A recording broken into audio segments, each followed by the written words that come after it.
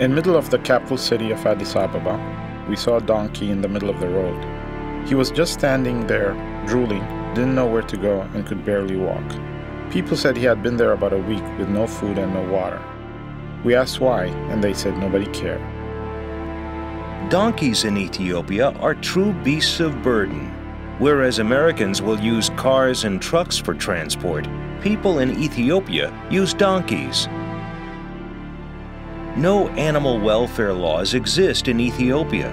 The people are not necessarily cruel, they just don't have the mindset of caring for animals.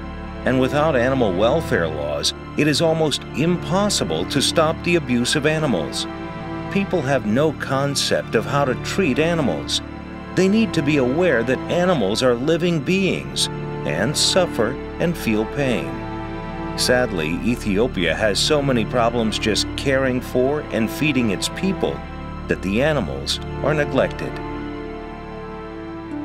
Probably the most abused of all animals in Ethiopia is the donkey. The country has the second largest donkey population in the world, behind China. Ethiopia has approximately 5 million donkeys, and they are chronically infected with parasites and have lesions called sarcoid on their bodies. Parasites cause a lot of problems for the donkeys, and they are constantly in pain. The donkeys are abused because they are made to carry heavy loads.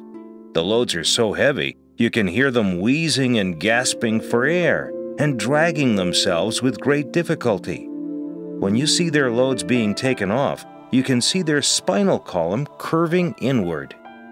When the donkeys get sick or traumatized, they are abandoned and have to fend for themselves. Another cruel treatment of donkeys is the custom of hobbling the animal when leaving it alone in the streets. The owner, who may be resting or visiting inside a home, will tie the front legs of the donkey so the animal doesn't run away. This causes a lot of problems for the donkey because the rope cuts into the skin, which causes bleeding, infections, and pain. Donkeys are not the only animals to face abuse and neglect.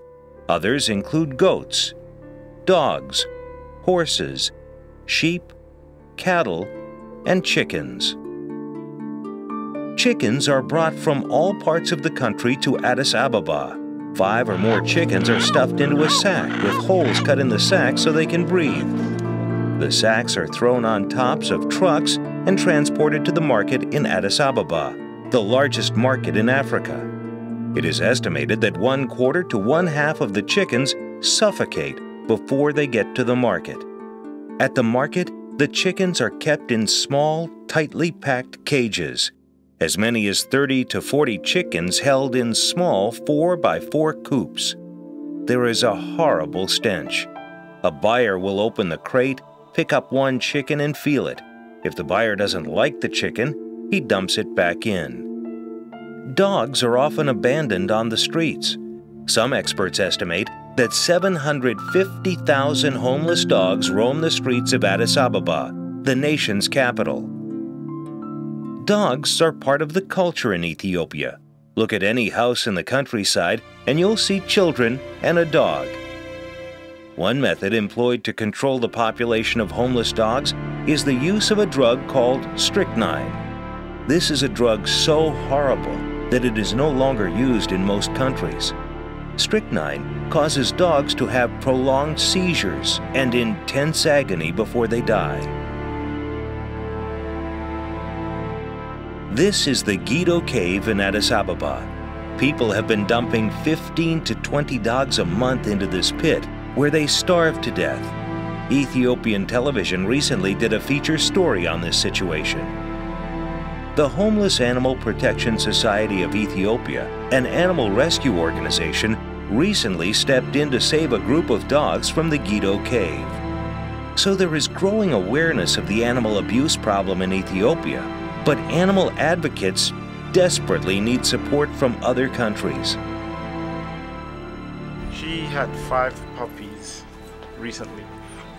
Now people, because she was having too many puppies, they put her in a bag and they were going to throw her and her puppies into a water, a little river, to drown them. And as they were getting ready, the people from HAPS found out and saved them. Actually, they threw the babies, and they got the babies out of the water, and I got them adopted. And they brought this dog here, and she's staying here because if she goes out, they'll kill her. It is not uncommon to see sheep being dragged in the streets. After a buyer has purchased a sheep in a marketplace, he will hold the sheep by the front legs and drag it along. The sheep is left standing on its rear legs and forced to keep pace with the human. We were driving and we saw this horse on the road going nowhere, just standing there. Our guide said it's typical that after a horse has worked all his life and is no longer useful, the owners let him go. They leave him on the road with nothing to eat, no water, nowhere to go. He will starve to death or be eaten by hyenas during the night. The horses work for human beings all their lives, and when they can no longer work or are sick, the humans discard them. Another incident involved a horse pulling a wagon, carrying 4 or 5 people in it. The temperature that day was nearly 100 degrees, and the horse was going up an incline when it collapsed. The horse was pulling 1,000 pounds of weight, a heavy load of material and people. When we saw the horse collapse, we got out of our jeep and ran to him. The people had gotten out of the wagon and were trying to beat him to get him up. The poor horse was exhausted, all skin and bones, and foaming from the mouth. One of his back legs looked dislocated or broken. We unhooked him from the contraptions. When he started walking, we could see he was limping. The proud lion, once a symbol of Africa, is being forced into a life of captivity. In a small town, this lion had been chained to a pole in a house for 4 years, from the time he was born. Because of the short length of the chain, the lion could not move more than a foot or two in any direction from the pole. The owners were afraid of the lion and wouldn't change the length around the neck, so his neck grew around the chain. The chain had stunted his hair growth, and he did not have the natural hair growth of a male lion. They kept him there as a tourist attraction, and locals were charged a few cents to see this forsaken animal. The lion was rescued by the government and an international organization, and he's now in the Awash National Reserve. His life now is certainly not perfect, but he's far better off than he was in that home. We were passing through an arid part of the country and saw camels on a truck being transported to Djibouti, 300 miles north of Addis Ababa, being transported for slaughter in Arab countries. The camels are taken across the desert with no water and no food. They are lifted onto the truck with a crane. Both the camel's front and back legs are tied together and attached to a rope on the crane and lifted onto the truck, a procedure very painful to the animal. Caring for animals has never been in the awareness of the general population of Ethiopia. Hopefully, an effective educational program and more open discussion will bring about change. The Amsala Gassesa Memorial Foundation and HAPS want to create shelters for unwanted dogs that have nowhere to go, nowhere to live. The groups also plan to create an effective spay-neuter center to bring down the population of homeless dogs. In the future, they plan to include other abused animals. They propose to build an educational center that will include educational programs about the suffering of animals. To leave an animal to die on the street is inhumane. First must come awareness. Without awareness, you cannot be motivated. Then we need to take action. You can help improve the lives of animals in Africa. Animal abuse can be controlled and eliminated. Some people think it's either the animals or the humans, but it doesn't have to be that way.